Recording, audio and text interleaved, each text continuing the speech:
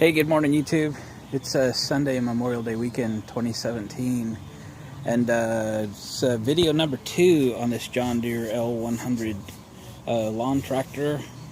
I bought this from my cousin, sitting in his backyard. He said a couple of years.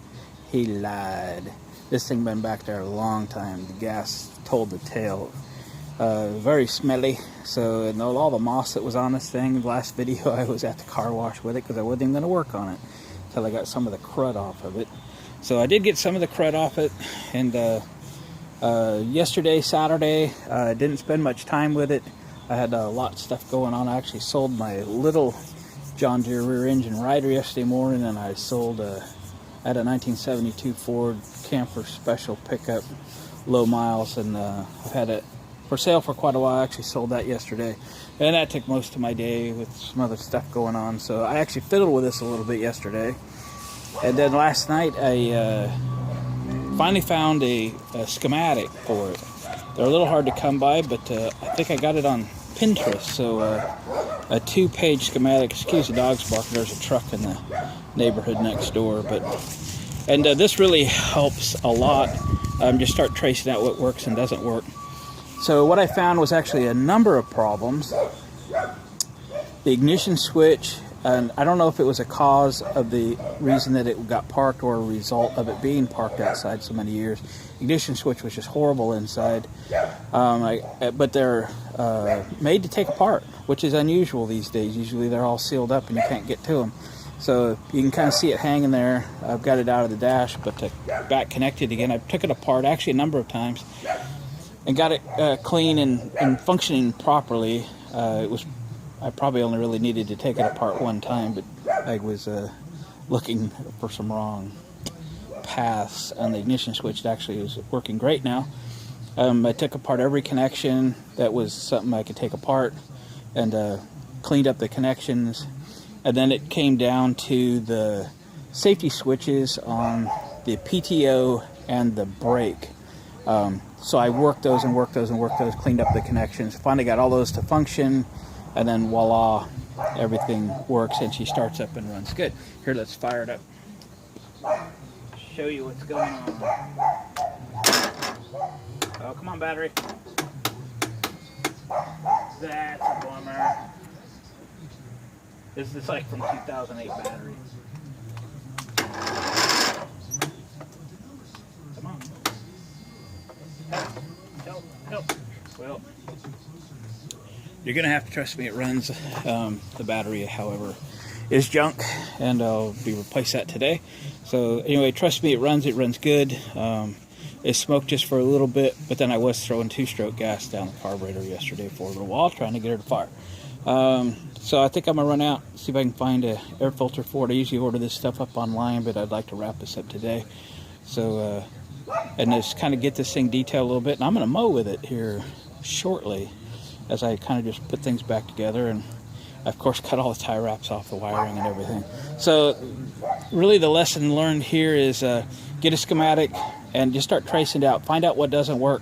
If you're chasing power, like there's for example purple wire that gets you all the way to the starter solenoid, but it goes through the safeties. So if you're tracing the purple wire, which is the start wire to the solenoid, start at the switch, and for a moment I didn't have power there. So when I rebuilt the switch, I now had power at the terminal at the purple wire, but it wasn't getting all the way through the safety switches to the starter solenoid.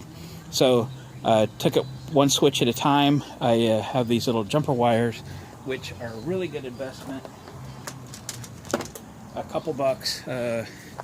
Get these little jumper wires with the alligator clips on them, and you can jump around the safety switches until you find which one is causing problems. And sometimes they just haven't been used in a long time. You just need to work them 20-30 times, and all of a sudden the contacts are clean and they'll work again. And then just by using these tractors a lot, those switches should stay pretty clean. But if they fight you, they're not that expensive. And so the older tractors and stuff like I am used to working on, they don't have these safeties, but people get hurt and they have to put these things on, and it's probably a great idea. So I think as long as you can leave them on. I'd say fix them, make them work, and leave them alone.